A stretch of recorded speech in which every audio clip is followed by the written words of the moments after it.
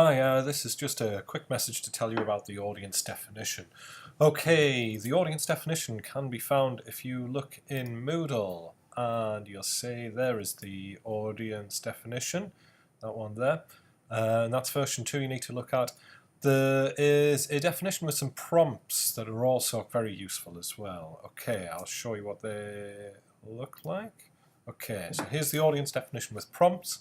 Right, what we want you to do in this product is to list in this column here, okay, the age, the socioeconomic group, to the tribes or tribe, and the gender of your proposed product. Okay, in gender, can you please make sure that it's split, that you offer a percentage, so it'll be 100% male, 0% female, or 60% male, 40% female. Okay. Here you've got to talk about the educational status, so that'll be either further education, higher education.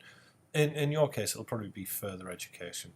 And the buying behaviours, if you just leave this part of the column blank, but put in there some of the results of your survey that you carried out on SurveyMonkey or Socrative or whatever. Okay, the more difficult part of this task is this column here. Right, now the important thing in this column to think about is this. What you're doing is you're thinking of the problems that your target audience are going to pose for you, okay? So say in age, you've got to be thinking primarily about the fact that your target audience are incredibly young. They've got a short attention spans. What does that mean in terms of image to text ratios? What does it mean in terms of things like branding, in terms of language use? What does it mean in terms of your choice of model? Are you going to have windows to the future self? Are you going to have aspirational models, and so on and so forth? Same thing for socioeconomics.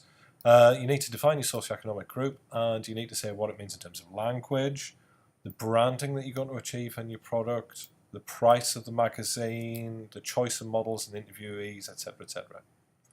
Same for tribe, what it means for the stylistics of your product, etc. Same for gender, and so on and so forth. Educational status, you need to be thinking, well, you know, do I use extended language or limited language? What's my content going to be affected? Is my content going to be affected by this in any way? Am I going to have some ecology kind of articles in there, etc.? Okay. The last bit of this document is something called the secondary audience definition. Now, you've got to remember that your secondary target audience are going to be Northern Echo readers. So you need to be thinking, who is the audience? It's going to be very different to yours. They might not necessarily read it, but they might be sanctioning they might be sanctioning the readership of the product. Okay. So essentially what this is going to do, what the Northern Echo readership is going to do, is tame your product a little bit. So you need to talk about how your product will have to be a little bit quieter, a little bit safer than